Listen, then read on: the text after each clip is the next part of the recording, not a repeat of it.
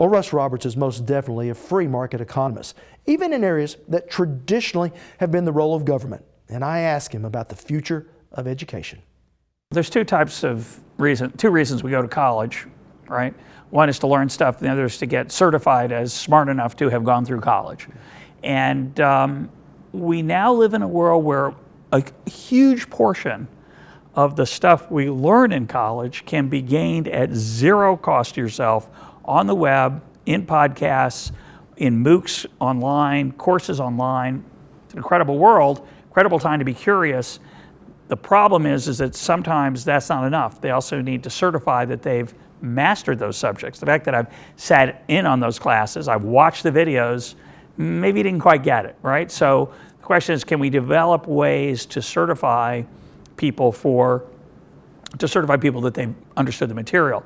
My preference would be that we find ways to do that, because what that will mean is that the best teachers will make an enormous sum of money and will teach tens of thousands of students instead of now where they make a lot of money, but still not as much as they would in that world, but they do okay, but they only teach a few thousand students, and then mediocre and poor teachers are teaching lots of students too. Now, that's the biggest problem again in the K through 12. You're in a 10th grade algebra class and you've got a bad algebra teacher, can't get a refund. You're stuck. Wouldn't it be great if a school that can't find a great algebra teacher lets you learn algebra online? Now, we haven't solved that problem yet. It's brand new. There are a lot of advantages to face-to-face learning that haven't.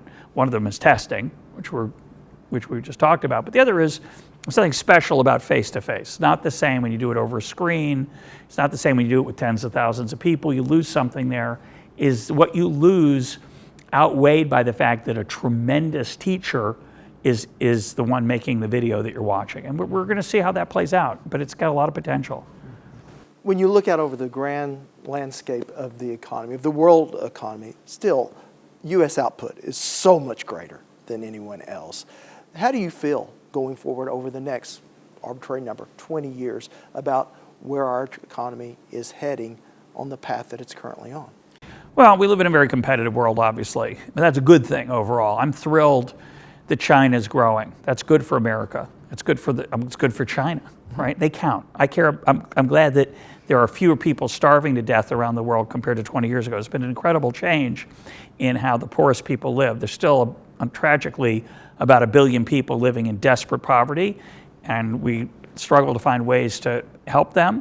But I think it's a great thing that that on average, people have gotten a lot richer in the last 20 years. Is that going to continue? Outside the United States and in the United States, it's hard to say. Most of the big changes have occurred in China and India. Are those sustainable? Hard to know. Are we going to continue to be the great innovator as we have been? And is our standard of living going to continue to grow? And I'm hopeful. We have certain advantages that are going to persist. One is we have a great culture. We have a great social system of trust. We have a great social system of risk-taking. We honor people who fail. We don't stigmatize them, which means that if you start a company and you go broke, you get another chance and you get to use what you learned from going broke to maybe do better the next time, and that's fantastic. So we have an entrepreneurial culture that is really unparalleled. There's no other place in the world that has this level of innovation at that level of activity, of startups, of venture capital. That's not going to go away unless we mess it up. I don't think we will. The real question is that why can't we extend that a little more widely to the rest of the economy? A competitive environment where people who are successful do really well and people who fail. That's what I think is the key to our success as an economy. And to the extent we embrace picking winners and losers, to the extent we embrace subsidizing people that have special privileges and power, we move away from that, and we, I think, hamper our ability to encourage prosperity here. What do you want to get across to anyone that might be sitting out in this audience, maybe watching your videos online? What do you want to get across to them when it comes to being economically successful? Well, I think I'd say the most important thing is to remember that money isn't everything. We're blessed to live in a very wealthy society. We're blessed to live in an incredible cornucopia of material well-being for most Americans.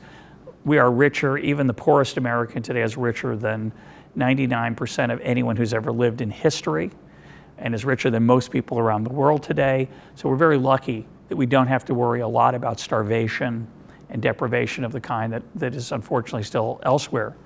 So we have that privilege, and that gives us the chance to not just do the thing that's most materially successful.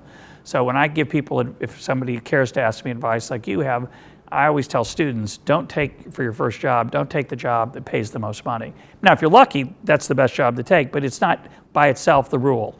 You take the job where you learn the most, take the job that's most rewarding, take the job that's most fulfilling, take the job that takes the skills that you love using and puts them to work. Maybe that job isn't going to pay the most, but you'll still have a good life and you'll be thrilled with what you do with your day-to-day work on the job, every moment kind of existence. And I think money's very seductive. And the first great economist, Adam Smith, understood that wealth was good, but as a goal in and of itself, it wasn't so good. It can be destructive. And to remember that there are other things that matter, like family and values and virtue. And so don't just do stuff that makes you rich, because that won't make you so happy. If it saved your family from starvation, yeah, go for the money. But we're lucky enough where we can do the things that we find satisfying as well, and those count, and I always remind people to take those into account.